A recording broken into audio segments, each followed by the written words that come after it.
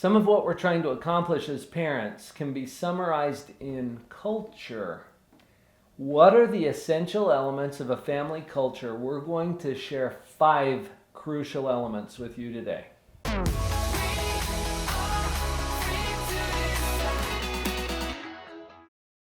If you've watched much of our channel, this won't come as a surprise to you.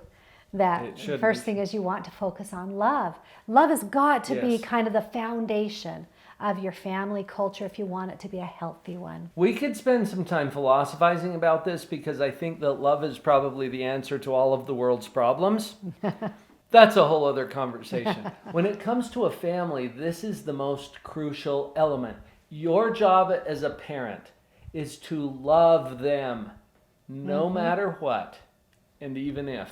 This is the part, Vicki, that you meant wouldn't be surprising. Right, because we talk about it all the time. And there's a reason for that. It's so easy to get distracted into thinking that our job is to make sure that they this or make sure that they that. Anything that you can finish that phrase with, make sure that they, is going to run you into trouble as a family, as a culture. It creates a dynamic that's not fun for the parents or for the kids. So let's start with that basic foundation of love. Get clear about your job as a parent. That's going to make the biggest difference, I promise, of anything we could share with you related to creating a healthy family culture. Sometimes I feel like we're stating the obvious. But you know what? Let's state it, because sometimes common sense isn't so common and the obvious things are unnoticed. Time and connection.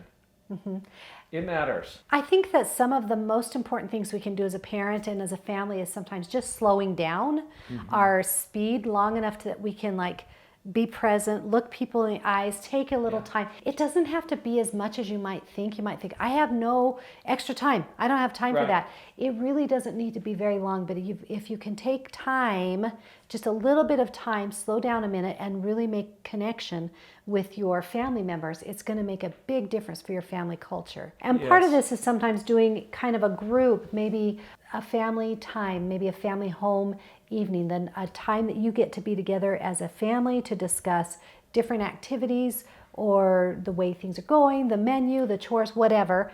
You brought up something that's really important, Vicki, and I want to take that and expand it just a little bit, because family home evening, this is what you and I called it in our home. I don't care what you call it. It might be the family meeting. It might be family fun time. It might be family council. I don't know, pick a name. We call it Jenkins Junction now. Because we're doing it a little differently now that our kids have moved out of the home. This is a regular time that you set aside for the purpose of your family culture. And by regular, I mean at least weekly. Let's start with that. Okay, pick a time every week that your family can come together. For us, we did it on Monday evenings. And everybody knew Monday night is family night. They didn't schedule other activities. We're going to be together as a family. Meals are a great opportunity to get a little more family time. So even if it's just every Sunday dinner is going to be our family time. Vicki was really good at this and still is. In fact, I came home yesterday and you're like, dinner time, it's just the two of us. But we're still a family and we get together for our meals, which gives us a chance to connect and communicate. Think of how powerful this is. You know, I saw some statistics recently, Vicki, that were a little disturbing about the low percentage of families who actually do this, who come together for a mealtime. It doesn't even have to, even if you can't do it daily, at least on a somewhat regular basis, right? This is a gathering time. You've talked about being there at the crossroads before. Can you comment about that? I think that's important. I think it's important. I received some great counsel when I was a young mom to be at the crossroads when your kids are coming and going as much as you can be. And everybody's circumstance is different, but there's a time for checking in. And so if you can make that time for checking in, you'll kind of get a feel if a child needs a little more or if they're doing all right. I think that's when you can really kind of get that intuition of what needs to change. So let's just look for a way to get a regular time and connection part into our life, Yes. our culture. This helps us to create that culture that we're shooting for. As we're creating this healthy family culture, let's talk about 3 specific ways that we can conceptualize this that I think will capture it. Right. Values before valuables, but still valuables. Right. Now, the values are the most important part. So you think about what's important to you. Honesty, commitment. And take some time to actually think those through. Be very intentional about what are the values that are most important to this family culture, whatever makes up your family culture. You can memorialize this in different ways. We've got some vinyl lettering on our wall at home. It says, joy in the journey, force for good, bless a life today. Mm-hmm. Because we intentionally came up with that as a family, as one of our themes or our values. Mm-hmm. The values are the important part. I work with some families, Vicki, where they're working on how are we going to transition to the next generation. And some of these families have businesses or wealth that they need to pass on. Well, those are valuables. If the research shows if you pass on the valuables without addressing the values, like the work ethic and the honesty and the integrity that goes into creating those valuables in the first place, that it actually damages family cultures. Right. It creates more conflicts. So this is important at that level.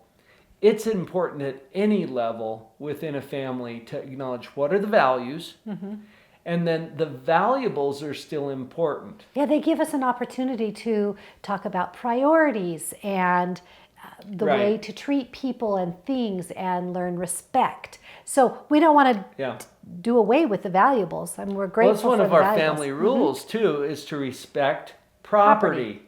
That's understanding the valuables. Well, the respect is the value. Property is the valuables. Right.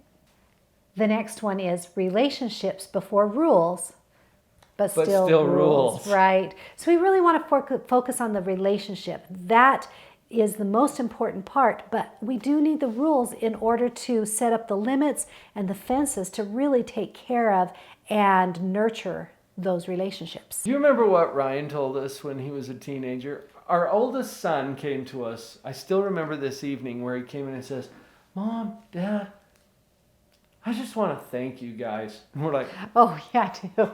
Really? We're like, what? You're a teenager. What's going on? And he's always been very appreciative. Right, but do you remember what he told us? Yeah, he said about the limits? Yeah, he said, as I work with my friends and I see them, a lot of their parents don't set up really healthy rules and limits. Right. And I just see them feeling really lost and in some ways uncared Unloved. For. Yeah, from it. And it was really interesting that somebody his age was bringing that to us. Yeah. It's such kind of a conundrum. A lot of times we think if we put in limits, they're going to think that we're limiting them. And some kids will say these things as well. Yeah. You don't love me, you don't trust me. But really, if you can focus on the relationship, the rules are there to help support those relationships and take care of those who you have such a strong relationship with. So we really want to focus on the relationship. Are there times you have to set the rule aside because the relationship might be more important? Yes. Be willing to look for those times. But remember, don't throw out the rules. If you have the relationship of parent-child is a really, really important one for good development and a good family culture. I like what you said about rules are there to support the relationship. Right. And it does tend to stabilize and add a sense of security to kids to have those rules. You know, I grew up in an agricultural area. Right. And I remember when they would put cattle into a new field and there's a fence around the field. Those cows would go around and push up against the fence. Every single fence. Try to get under it and see if there's any holes. And if there's a hole in the fence, they're gone. It's right through. And it doesn't care if there's a canal or a highway over there. It just wants to get through the fence. Or does it? Because after they test the fences, if the fences hold, they're perfectly content to stay in the field and graze and chew their cud and do whatever cows do. Kids aren't cows, okay? But in a way, they're very similar. And you put up these rules and sometimes they'll bump up against it. Well, they want to see if they're safe inside of it. And when they test those rules and those limits that you've set and they hold, then they're perfectly content to live within them. And like our son did, they will feel a sense of being loved and protected and secure inside of those rules. Just don't expect it in the teenage years. That was probably an anomaly, but I thought it was a pretty good example. Yeah. Relationships before rules, but still rules. Right. I've got one more to add to this. Okay. People before problems, but still problems. All right, pontificate on this one.